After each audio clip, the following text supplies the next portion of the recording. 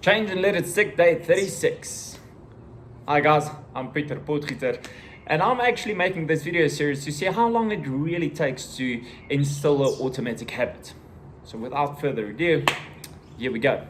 Today I just want to tell you guys a little bit about a story about the way I started driving. So at an early age, I used to go and sit on my mom or my dad's lap as we arrive home, and they'll just let the car roll into the garage or into the parking lot. And that makes you feel so excited. And just imagine, I don't know whether you do it with your kids, but I do it with my son, or I used to do it with my son. He's quite grown up now, 12 years old already. So when I used to move up to the house, going into the parking lot or going into the garage, what I used to do is I used to unbuckle him and tell him, "Do you want to drive us in?" And that face just lights up. I mean, it's like being an adult. He gets to drive a real car. Get onto the lap and there he goes. It's also the first time they take that steering wheel. It's like, they want to drive it in, man. They want to drive it in. Anyway, so that is basically where your education period starts off, driving a car in. Another thing is, once you start sitting in the front seat right next to your parents, you actually look what they do. So you mirror, you look and you say, that is what they do. That's the steering wheel. That's where the turning comes from, because they see you turn. When you make a lot of movement, they get in, they go. Anyway, and you look at the stick shift. So I grew up with riding stick shift. My parents always rode stick shift. They're now on automatic vehicles, but stick shift was the way to go. I think the largest population in South Africa drives stick shift, and it's not uncommon for us. The first time that I heard the Americans make such a big fuss about driving stick shift vehicles, I was going like, what? Why are you making this big fuss? Exactly the same way as a lot of people will look at these videos and say, "Pieter, what are you talking about? You're making videos, and what the F are you talking about? What's so difficult about making a video and just putting it up and making a recording?" Well, guys, there you have it. So, fast forwarding through my life, comes standard 2, that is grade 4. My mom decided she's going to teach me and my sister, my sibling, which is 2.5 years older than me, to drive. So she took us to this abandoned little quiet road, no trees, minimal things, where a perfect place to learn to drive, so you can't bump the vehicle. No traffic, no nothing. And she got my sister in, because my sister is the oldest, she got into the car first. So the first time, my sister is sitting on her own with the safety belt on, and my mom's sitting next to her. So we're not lap riding. We're physically now going to take control of this entire vehicle. Clutch, petrol, brakes, flickers, steering wheel, everything. This is in control. This is in our hands now. Now we're learning how to drive. So my sister got in, everything went smooth. You're in there, like you'll imagine, and if you can remember the first time you drove, it didn't go all smooth. So, my turn. I'm excited as hell. Man, these visions going through my head. I'm a grown-up man now. I can take control. My heart's beating, and I feel proud, and I'm cocky. Now, first, I need to add this. I was very, very short for my age. Entire primary school, even high school, I only started really getting to my length, and I'm still not a very tall person. I'm now 179, 1.8. It depends on the day. Depends on how I stretch, whether I want 179 or 1.8. So I couldn't reach the pedals. So my mom needed to push the seat all the way to the front, okay? And I needed to see over the steering wheel. So, complicating matters worse, she put a pillow or books underneath my ass. Now I can barely see over the steering wheel there, and my feet are touching. There. Cool. But I'm ready for this.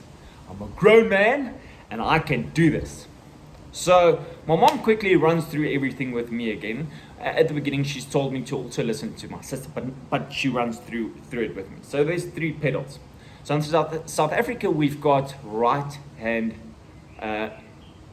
So you sit on the right hand side of the car. So your accelerator, your petrol, is on the right hand side. Your brake is in the middle, and your clutch is on the left hand side. So she explains the whole tutti frutti for me. How to drive. Leaving clutch and giving petrol simultaneously to have a smooth takeoff, not to let the car stall. So you must give just enough petrol and leave the clutch nice and slow so that you can take off. Now I'm so excited. I'm not really listening to her. I mean, I watched her drive this car thousands of times.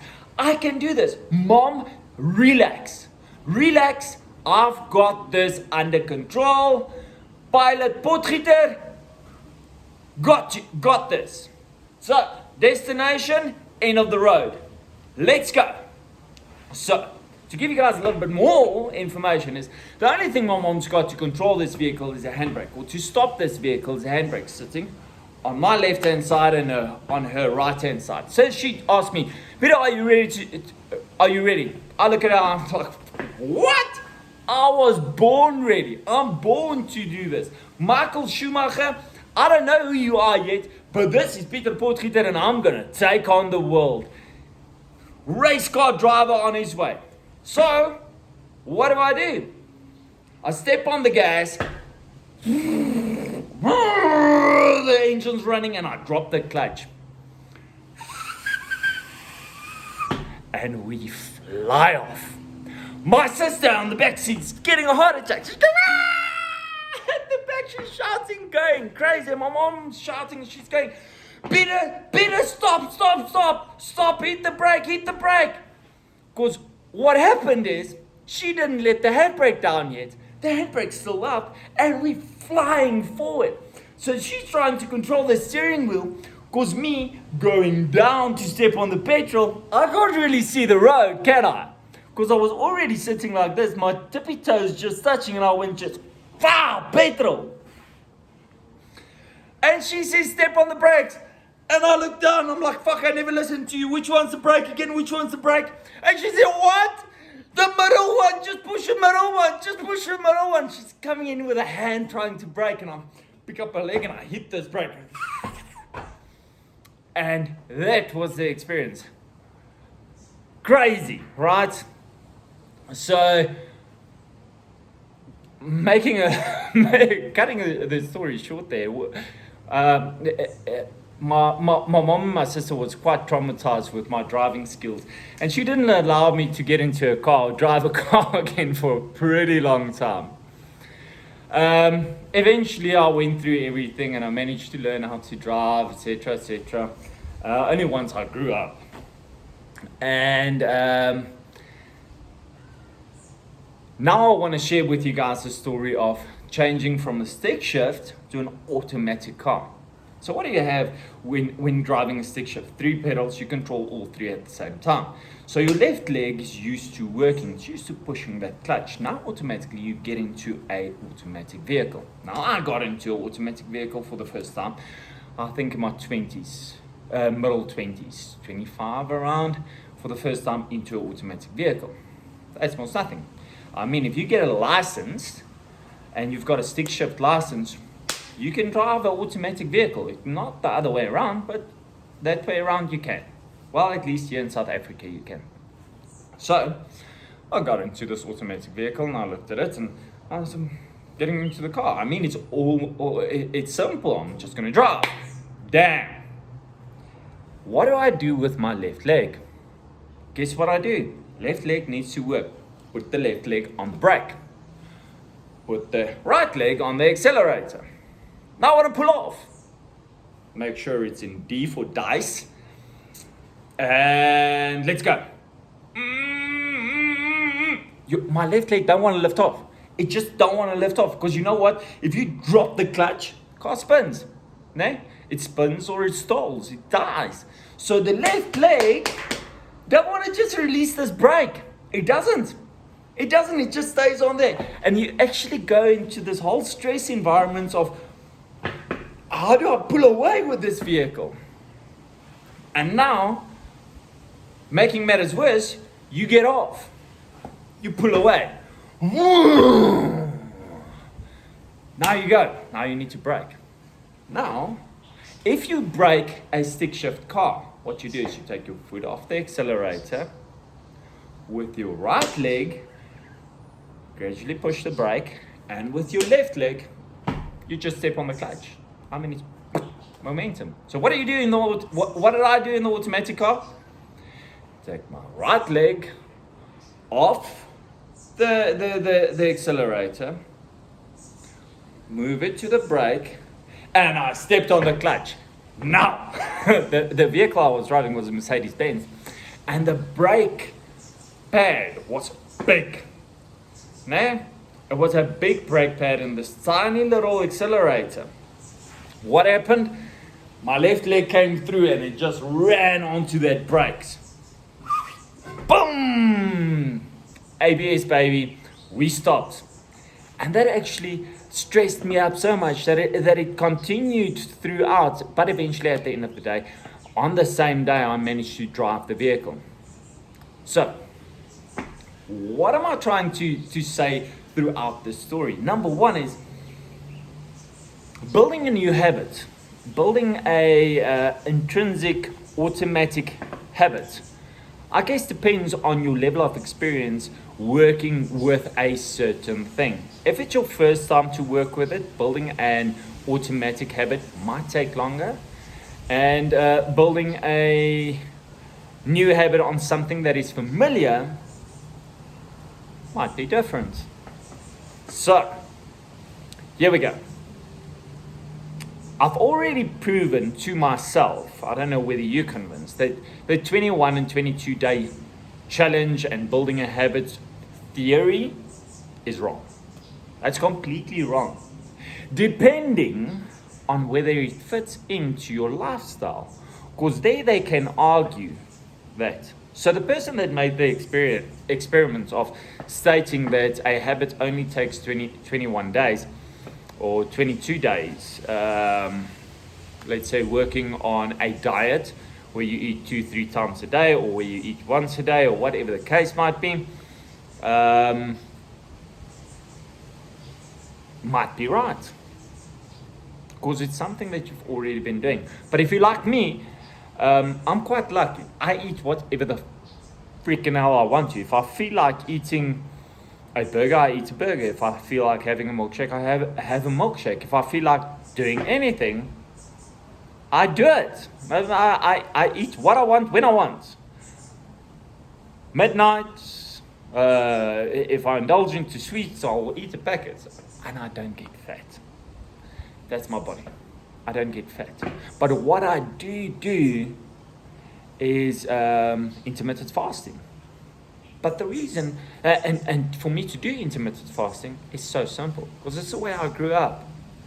My mom told me, Pieter, if you want lunch or breakfast in the mornings, because I had working parents, they told me, if you want lunch or breakfast, you make it for yourself. I'm making food only once a day. That is for dinner. So what happened? I decided, hell, let me make food, and then you get cucked on because you make more of a mess, and it's work. You don't want to make the food, and your food don't taste that well anyway. So what happened at the end of the day is I went into intermittent fasting, skipped breakfast, skipped lunch, went straight to dinner. Wow. People told me it's so unhealthy to have a diet like that. And now research is coming out that it is actually healthy. But for me to go into intermittent fasting habit is easy. So, I guess my quest on this video series is to find out how long does it take to have an automatic intrinsic habit for something you don't have experience in. So, this is a very much from rags to riches story. A person that's used to earning only 1,000 a month, taking that person, making him earn 1,000,000 a month. That is basically the same type of challenge I have with making the video series. I've never really made videos. So, or I made videos recording other people. I was forced in my company to make funny videos, and that made me completely scared. So I made comedy out of it, and but I didn't make a lot.